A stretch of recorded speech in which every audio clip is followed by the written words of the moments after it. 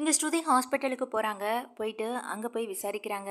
"என்ன சீதா, நான் கேட்டது எதுவும் கிடைச்சுதா? அங்க யாரும் இருக்காங்களா? விசாரிச்சு பார்த்தீங்களான்னு?" கேட்குறாங்க.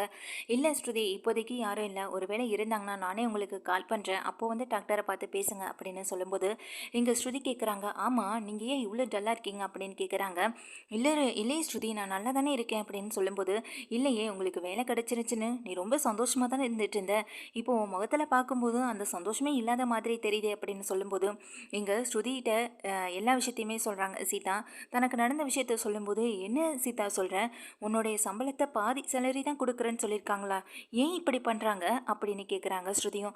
"அது வேறு ஒன்றும் இல்லை, நாங்கள் ஹாஸ்பிட்டல் டீட்டெயில்ஸை விசாரித்து அங்கே வீட்டில் சொன்னதுனால ரோஹிணி ஃபோன் பண்ணி இங்கே திட்டிருக்காங்க. என்னால் ஒரு கிளைண்ட்டே இங்கே வரமாட்டேன்னு சொன்னதுனால இங்கே டாக்டர் ரொம்ப கோவப்பட்டு என்னை ரொம்ப திட்டாருமா." அப்படின்னு சொல்கிறாங்க. "அப்படியா? அதுதான் விஷயமா? அதான் நீங்கள் இவ்வளோ டல்லாக இருக்கீங்களா? சரி வாங்க, உங்களுக்காக நான் வந்து பேசுகிறேன் அந்த டீன் கிட்ட." அப்படின்னு சொல்லும்போது, "ஐயோ வேணாம் ஸ்ருதி, அப்புறம் திரும்பவும் என்னை வேலை விட்டு போன்னு சொல்லிடுவாரு." அப்படின்னு சொல்கிறாங்க. "இல்லை இல்லை, அந்த மாதிரி எதுவும் நடந்துராது. இதே எங்கள் அப்பாவுக்கு ரொம்ப தெரிஞ்ச ஹாஸ்பிட்டல் தான், அதனால் நான் பார்த்துக்கிறேன், நீங்கள் வாங்க." அப்படின்னு சொல்லி இங்கே சீதாவை கையோடு இழுத்துட்டு போகிறாங்க ஸ்ருதியும். இங்கே ஸ்ருதியை இழுத்துட்டு போய் அங்கே வந்து நிற்கிறாங்க. "என்னம்மா, என்ன விஷயம்?" அப்படின்னு சொல்லி கேட்கும்போது, "ஆமாம், நீங்கள் எதுக்காக இப்போ சீதாவோட சேலரியை பாதியாக கம்மி பண்ணுனீங்க? படித்து தானே இந்த இடத்துக்கு கஷ்டப்பட்ட வேலைக்கு வந்திருக்காங்க." அப்படின்னு சொல்ல, "அப்படி இந்த வேலையை நான் இவங்களுக்கு கொடுக்கணும்னு அவசியம் இல்லையே. படிச்சிருக்காங்க சார், நல்லா படித்ததுனால தானே இந்த நான் வேலையை கொடுத்தேன்." அப்படின்னு சொல்கிறாங்க அந்த டாக்டரும். இதை கேட்ட எங்கள் ஸ்ருதி சொல்கிறாங்க, "அப்போ படித்ததுனால தானே வேலை கொடுத்தேன்னு சொல்கிறீங்க, அப்புறம் எதுக்காக சேலரியை நீங்கள் பாதியாக கம்மி பண்ணீங்க? இது எந்த விதத்தில் நியாயம்? அவங்க பார்க்குற வேலைக்கான சேலரியை நீங்கள் கொடுக்குறதா இல்லையா? பனிஷ்மெண்ட்ற பேரில் இப்படி தான் நீங்கள் பனிஷ் பண்ணுவீங்களா? இது எந்த விதத்தில் நியாயம்? இது இந்த சட்டமில் எங்கே இருக்குது?" அப்படின்னு எங்கள் ஸ்ருதி ரொம்ப கோபமாக பேசுகிறாங்க. "என்னம்மா, ஆளை கூட்டிகிட்டு வந்து மிரட்டலான்னு பார்க்குறியா? இதுக்கு தான் உன்னை முதல்லையே இந்த ஹாஸ்பிட்டலை விட்டு வெளியில் அனுப்பணும்னு நினச்சேன். நீ கெஞ்சுற, பாவமாக இருந்ததுன்னு பார்த்தா பாதி சேலரின்னு சொன்ன உடனேயே இப்படி ஆளை கூட்டிகிட்டு வந்து மிரட்டலாம். உன்னையெல்லாம் இந்த வேலையில் வச்சுக்கிறதுக்கு எனக்கு கொஞ்சம் கூட பிடிக்கவே இல்லை.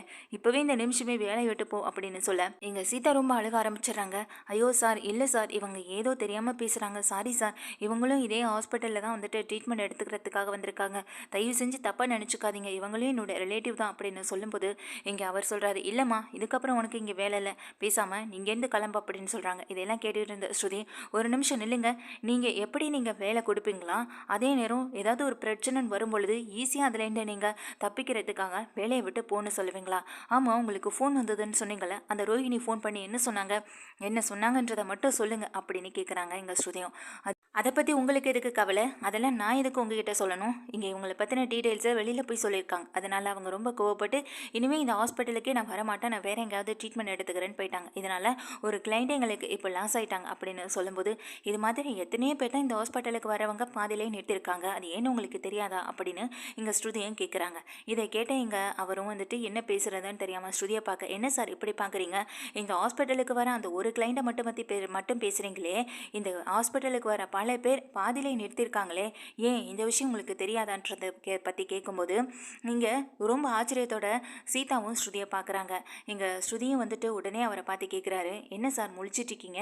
எல்லாம் உங்களுக்கு தெரியும் தான், தெரிஞ்சும் இந்த இடத்துல நீங்கள் ஏன் அமைதியாக போகிறீங்க? என்ன பணமா?" அப்படின்ற மாதிரி பேசும்பொழுது எதுவுமே பேச முடியாமல் ரொம்ப சைலண்டாக நின்றுட்டுருக்காங்க. "என்ன சார், இவ்வளோ நேரம் என்கிட்ட துள்ளுனீங்க, இப்போ நான் பாயிண்ட் பிடிச்சி கேள்வி கேட்க ஆரம்பித்த உடனே அப்படியே அமைதியாகிட்டீங்களே." அப்படின்னு சொல்லும் பொழுது, "இப்போ என்னம்மா பிரச்சனை உங்களுக்கு? எதை பற்றி தெரிஞ்சுக்கிறதுக்காக இங்கே வந்திருக்கீங்க? ஹாஸ்பிட்டலோட டீட்டெயில்ஸை பற்றி தெரிஞ்சுக்கிறதுக்கு முதல்ல நீங்கள் யார்?" அப்படின்னு சொல்லி இங்கே ரொம்பவே கோவப்படுறாரு ஸ்ருதிகிட்ட. ஸ்ருதியும் அதுக்காக விடுற மாதிரி இல்லை, "நான் யாராக வேணாலும் இருந்துட்டு போகிறேன், கடைசியில் நான் யாருன்றது உங்களுக்கு தெரிய வரும். அது வரையும் நான் யாருன்னு சொல்ல போகிறதில்ல. ஆனால் நான் கேட்குற கேள்விக்கு மட்டும் பதிலை மட்டும் நீங்கள் சரியாக சொல்லுங்கள்." அப்படின்னு கேட்குறாங்க. "நான் உங்ககிட்ட பதில் சொல்லணுன்ற அவசியம் எனக்கு கிடையாது. இப்போவே இந்த பொண்ணையை நான் வேலையை விட்டு நிறுத்துறேன்." அப்படின்னு சொல்லி ரொம்ப ஆவேசமாக உள்ளே போக எங்க ஓடி போய் நடுவில் மறைச்சிட்டு எங்கள் ஸ்ருதி கேட்குறாங்க, "உங்களுக்கு ஃபோன் பண்ண விஷயத்த சொன்னாங்களே, இந்த ஹாஸ்பிட்டல் டீட்டெயில்ஸை வெளியில் சொன்னாங்க, அதனால தான் எனக்கு கோவம்னு சொன்னாங்களே, அவங்க அதை மட்டும்தான் சொன்னாங்களா, இல்லை இங்கே சீதாவை வேலையை விட்டு தூக்க சொன்னாங்களா?" அப்படின்ற மாதிரி எங்கள் ஸ்ருதி கேட்க, இது இங்கே சீதாவுக்கே ரொம்ப அதிர்ச்சியாக போகுது. வேறு வழி இல்லாமல் இங்கே அப்படியே நின்றுட்டுருக்காரு அவரும் பதில் சொல்ல முடியாமல். "என்ன சார் யோசிக்கிறீங்க? இந்த விஷயம்லாம் எனக்கு எப்படி தெரியும்னு யோசிக்கிறீங்களா, இல்லை வசமாக சிக்கிக்கிட்டோமே எப்படி தப்பிக்கிறது அப்படின்ற மாதிரி யோசிக்கிறீங்களான்னு?" கேட்கும்போது, "என்ன ஸ்ருதி சொல்கிற?" அப்படின்ற மாதிரி இங்கே பக்கத்தில் போய் சீதா கேட்குறாங்க. "ஆமாம் சீதா, இந்த விஷயம் எனக்கு ஏற்கனவே தெரியும். அது மட்டும் இல்லாமல் இந்த ஹாஸ்பிட்டல் யாரோட கண்ட்ரோலில் இருக்குது தெரியுமா இப்போதைக்கு?" அப்படின்னு கேட்கும் பொழுது இங்கே என்ன எதுன்னு தெரியாமல் முழிச்சிட்டு இருக்காங்க. "இந்த ஹாஸ்பிட்டல் முழுக்க முழுக்க எங்களோட கையில் இருக்குது. எங்கள் அப்பாவுக்கு ரொம்ப ரொம்ப வேண்டப்பட்டவங்க, ரொம்ப பெஸ்ட் ஃப்ரெண்டுன்னு கூட சொல்லலாம். அவங்களுடைய ஹாஸ்பிட்டல் தான் இது. அவங்க கண்ட்ரோலில் தான் இருக்குது. அப்படி நான் சொல்கிறது உங்களுக்கு சந்தேகமாக இருந்தால் உடனே ஃபோன் பண்ணி வாசுதேவன் யாருன்றதை பற்றி கேட்டு பாருங்கன்னு சொல்லும்போது, இதை கேட்டதுமே அவருக்கு அப்படியே பயங்கர அதிர்ச்சி ஆகுது.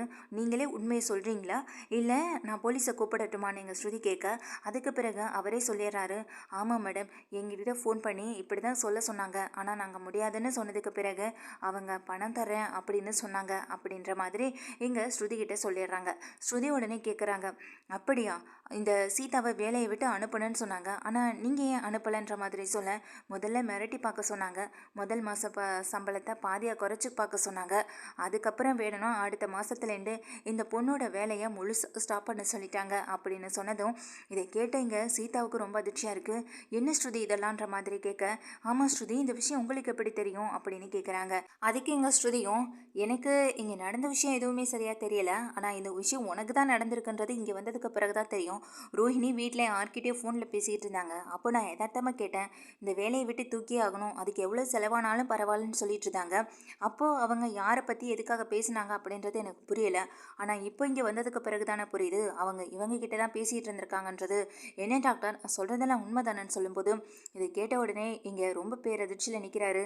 இப்போ உங்கள் மேலே நான் தாராளமாக கம்ப்ளைண்ட் கொடுக்கலாம்ல, இப்படி பணத்தை வாங்கிக்கிட்டு ஒரு ஏழை பொண்ணு கஷ்டப்பட்டு படித்து முன்னேறி அவங்க வாழ்க்கையில் முன்னேறிட்டு இருக்கவங்க கிட்ட இப்படி நீங்கள் சந்தோஷமாக இருக்கணும், உங்களுக்கு பணம் வந்தால் போதுன்றதுக்காக அவங்களுடைய வாழ்க்கையை கெடுக்கணும்னு நினைக்கிறது கொஞ்சம் கூட சரியே இல்லை அப்படின்னு சொல்லிட்டுட்டேன்.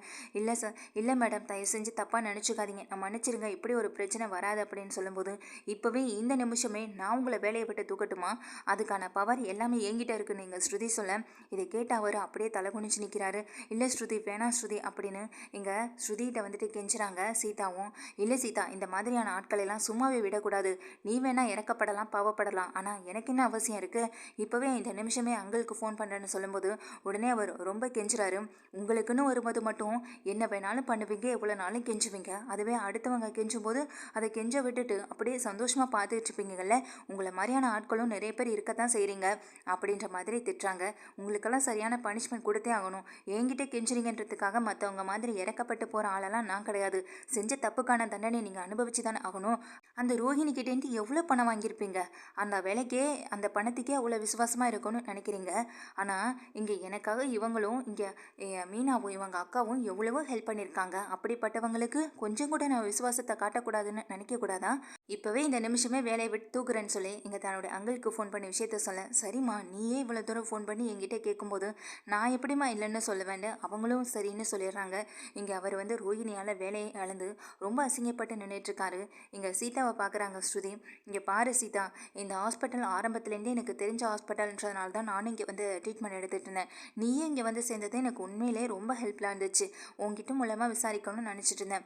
இனிமேல் இங்கே யாராலையும் உனக்கு எந்த தொந்தரவும் இருக்காது, நான் போய் வீட்டில் ரோஹிணியை பார்த்துக்கிறேன் அப்படின்னு சொல்லி ரொம்ப கோவமாக கிளம்ப, இல்லை ஸ்ருதி ப்ளீஸ், இதுக்கப்புறம் பிரச்சனை பண்ண வேணாம், இப்போ வந்து இவ்வளோ தூரம் இங்கே பிரச்சனையானதே போதும் அப்படின்னு சொல்லும்போது, இங்கே பாருங்கள், நம்ம மேலே தப்பு இருந்தால் நம்ம அடங்கி போகலாம், தப்பே பண்ணாத நம்ம எதுக்காக ஒவ்வொருத்தவங்க கிட்டையும் அடங்கி நின்றுட்டுருக்கணும், நம்ம எல்லாருமே மனுஷங்க தானே, யாரும் ஒருத்தருக்கு ஒருத்தவங்க அடிமை கிடையாது அப்படின்ற மாதிரி சொல்லிட்டு, சரி சரி இனிமேல் நீங்களும் இங்கே இருக்க வேணாம், வாங்க என் கூட போகலான்னு சொல்லி கூப்பிடுறாங்க.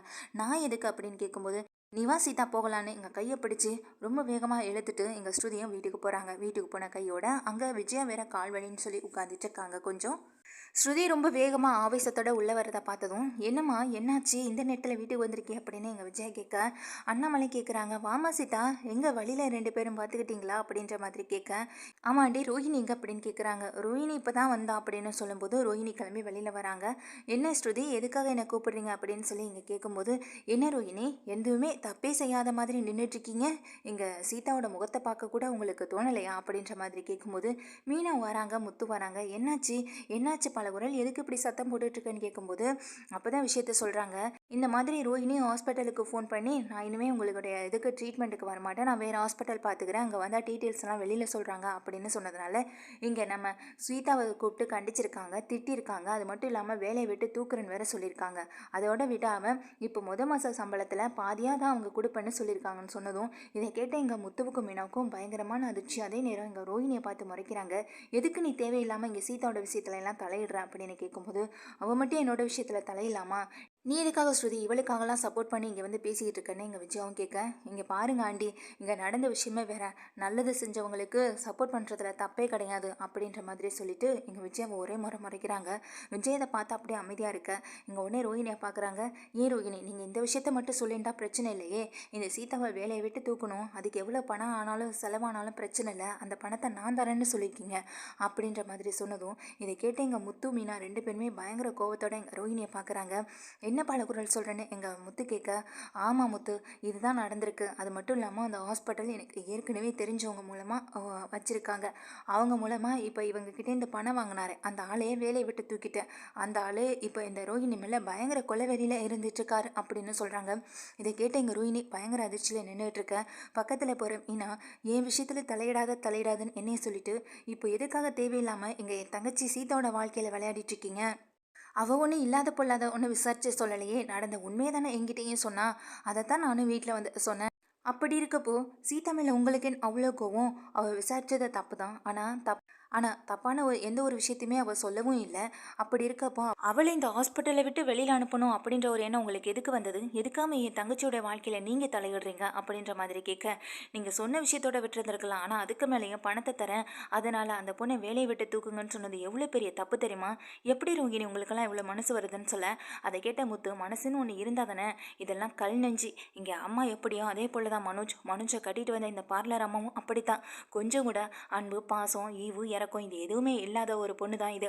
இதுகிட்டேனா பேசுகிறதுனால நமக்கெல்லாம் ஒன்றுமே ஆக போகிறதில்ல. நல்ல வேலை எங்கள் ஸ்ருதியால் ஒரு நல்லது நடந்தது, அது வரைக்கும் சந்தோஷம் அப்படின்னு எங்கள் முத்துவும் சொல்ல, இதை கேட்ட எங்கள் ஸ்ருதி சொல்கிறாங்க, அங்கே பணம் கொடுத்து பணம் வாங்கின ஆளுக்கே அவ்வளோ பெரிய நிலைமைனா அப்போ பணம் கொடுத்த உங்களுக்கு நாங்கள் என்ன பனிஷ்மெண்ட் கொடுக்குறது? பேசாமல் போலீஸில் கம்ப்ளைண்ட் பண்ணிடலாமா? ஒருத்தவங்களுடைய வேலையை கெடுக்கணுங்கிறதுக்காக எந்த எல்லைக்கும் போகிறீங்களே ரோஹிணி. நீங்கள் இந்த வீட்டில் இருக்கிறதுனால தான் நான் வேறு வழி இல்லாமல் போலீஸ் கம்ப்ளைண்ட் கொடுக்கல.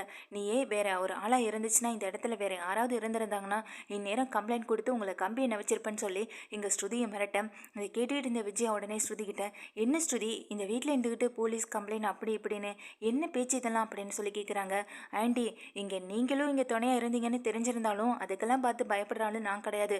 யாராக இருந்தாலும் தப்புனா தப்பு தான். இங்கே மீனா தப்பே செய்யலைனாலும் கூப்பிட்டு வச்சு அவ்வளோ அசிங்கப்படுத்துறீங்க, திட்டுறீங்க. அன்னைக்கு நான் தான் உங்களை பயமுறுத்தினேன், கீழே விழுந்ததும் என்னால் தான். ஆனால் அதையெல்லாம் விட்டுட்டு இங்கே என்னையை திட்ட முடியாது, என்னையை திட்டுனா என்ன நடக்குன்றதை நல்லா தெரிஞ்சு வச்சுக்கிட்டு தான் இங்கே மீனா மேலே நீங்கள் கோவத்தையும் காட்டுறீங்க. அது எனக்கு நல்லாவே தெரியுது. ஆனால் தப்பு செய்யாத மீனாவே இவ்வளோ கேள்வி கேட்குறீங்களே, இவ்வளோ பெரிய தப்பு செஞ்சுட்டு வந்து நிற்கிற ரோஹிணி ஒரு வார்த்தை கேட்க மாட்டீங்களே அப்படின்னு இங்கே விஜயாவை கேள்வி மேலே கேள்வி கேட்டு நுங்க எடுக்கிறாங்க. எங்கள் ஸ்ருதியோட ஒவ்வொரு கேள்விக்கும் பதில் சொல்ல முடியாமல் இங்கே தவிச்சிட்டு இருக்காங்க விஜயா. இங்கே ரோஹிணியை பார்க்குறாங்க. நீங்கள் இவ்வளோ சீப்பாக பிஹேவ் பண்ணுவீங்கன்னு நான் நினச்சி கூட பார்க்கவே இல்லை. உங்களால் இப்போ ஒரு ஆளுக்கு வேலை போனது தான் மிச்சம். இதுதான் உங்களுக்கும் லாஸ்ட் வார்னிங் ரோஹிணி. இன்னொரு தடவை எங்கள் ஆண்டியோட சேர்ந்துக்கிட்ட மீனாவையோ மீனாவோட குடும்பத்தில் இருக்கிறவங்களையும் ஏதாவது பழி வாங்கணும்னு நினச்சிங்கன்னா அதுக்கப்புறம் நானே என்ன பண்ணுவேன்னு தெரியாது. நீங்கள் இப்போ ஃபோன் பண்ணதுக்கான ஆதாரம் கூட எல்லாமே என்கிட்ட இருக்குது. நீங்கள் என்னெல்லாம் கேட்டிங்கன்றதுக்கான எல்லா ஆடியோ ப்ரூஃபும் என்கிட்ட இருக்குது. இதை நான் கொண்டு போய் கொடுக்க எவ்வளோ நேரம் ஆகும்? அதெல்லாம் நான் கொடுக்கக்கூடாதுன்னு வச்சிட்டு இருக்கிறதுக்கான காரணமும் வேற. எல்லாத்துக்கும் அங்கிள் தான் காரணம். நம்ம எல்லாம் ஒரே குடும்பமாக இருக்கோம், ஒத்துமையாக இருக்கணும்னு அவர் நினச்சிட்டு இருக்காரு. நம்ம இப்போ ஒருத்தருக்குள்ள ஒருத்தர் சண்டை போட்டு போலீஸ் ஸ்டேஷன் அப்படி இப்படின்னா அது அவருடைய மனசையும் பாதிக்கும். அதுக்காக மட்டும்தான் நானும் அமைதியாக இருந்துட்டு இருக்கேன். நீங்கள் ஸ்ருதி வந்து மிரட்டுறாங்க. பலகுரல், நீ இன்னைக்கு சரியாக பேசின, இதுக்காக மட்டும்தான் அமைதியாக இருக்கும்ன்றதை அவங்க புரிஞ்சுக்கிட்டா சரி. நம்ம என்னமோ ஒவ்வொரு இடத்துலையும் அமைதியாக போகிறதுனால எல்லா இடத்துலையும் இவங்க இப்படியே இருப்பாங்க, நம்ம என்ன வேணாலும் செய்யலான்ற ஒரு எண்ணத்தில் தலைக்கணை பிடிச்சி ஆடுறவங்களுக்கு நீ கொடுக்குற இந்த பதிலடி தான் அது செருப்படியாகவும் இருக்கும்னு எங்கள் முத்து சொல்ல, இதை கேட்ட ஸ்ருதியும் இங்கே உடனே ரோஹிணியை பார்த்து சொல்கிறாங்க, இங்கே பாருங்க ரோஹிணி, இன்னொரு தடவை மீனா விஷயத்துலையோ இல்லை சீதா விஷயத்துலையோ நீங்கள் தலையிட்டீங்கன்னா அதுக்கப்புறம் அவங்க வந்து பேசிக்கிட்டு இருக்க மாட்டாங்க, நான் தான் வந்து பேசுவேன்னு சொல்ல, சீதா நீ ஏன் அமைதியாக நின்றுட்டுருக்க? உன்னை நான் அமைதியாக இருக்கிறதுக்கு தான் கூட்டிகிட்டு வந்தேனா? நீ தானே அவர்கிட்ட திட்டு வாங்கினா அசிங்கப்பட்ட, நீ எதுக்கு பேசாமல் நின்றுட்டுருக்க? எப்பயுமே எல்லார்கிட்டையும் நல்லா பேசுவல, இப்போ என்னெல்லாம் கேட்கணும்னு தோணுதோ அது எல்லாத்தையும் நீயே வந்து கேளுன்னு சொல்லும்போது அதுக்கு எங்கள் சீதா ஒரே பதில் தான் கொடுக்குறாங்க. எனக்கு கெட்டது செய்யணும்னு நினச்சாங்க, ஆனால் கடைசியில் அவங்க தானே இப்போ எல்லார் முன்னாடி அசிங்கப்பட்டு நின்றுட்டுருக்காங்க. அப்படி இருக்கும்போது இப்போதே அவங்க நல்லா புரிஞ்சிருப்பாங்க, நம்ம என்ன தப்பு செஞ்சாலும் கடைசியில் அதுக்கான பதில் இப்படி தான் கிடைக்குன்றதை அவங்க புரிஞ்சிருப்பாங்க. இன்னொரு தடவை என் விஷயத்தில் அவங்க தலையிட மாட்டாங்கன்னு தலையிடாத வரைக்கும் அவங்களுக்கும் நல்லதுன்னு எங்கள் சீதா சொல்ல, என்னடி என் வீட்டிலே வந்து நின்று ஏன் மருமகளே மிரட்டுறியான்னு சொல்ல, மிரட்டணும் அப்படின்ற ஒரு சுச்சுவேஷன் வந்தாலும் எனக்கு அதை பற்றி கவலையே கிடையாது அப்படின்னு இங்கே விஜயாவை பார்த்து முறைச்சி பேச, இங்கே சீதாவை சொல்கிறாங்க, சீதா உனக்கு இனிமேல் எந்த பிரச்சனையும் வராது, நீ போய் உன்னுடைய வேலையை பாருமா, நான் வேணா வந்து உன்னை ட்ராப் பண்ணுறேன் அப்படின்னு சொல்லி எங்கள் முத்துவை கூட்டிகிட்டு போகிறாங்க சீதாவை. அதே போல் எங்கள் ஸ்ருதியும் பயங்கரமாக திட்டிட்டு போக எங்கள் மீனா ரொம்பவே முறைச்சி பார்த்து நின்றுட்டுருக்காங்க. மீனா இப்படியெல்லாம் முறைச்சி பார்க்க பார்க்க அவங்களுக்கு அப்படியே எரிய ஆரம்பிச்சிடுது மேலெல்லாம். நம்ம பண்ண தப்பால் இங்கே அசிங்கப்பட்டு நிற்கிறோம், இந்த ஸ்ருதி கேள்வி மேலே கேள்வி கேட்டு நம்மளை அசிங்கப்படுத்தி போயிட்டாலே அப்படின்னு அந்த ஒரு எண்ணத்தில் எதுவுமே பண்ண முடியாமல் நின்றுட்டுருக்காங்க.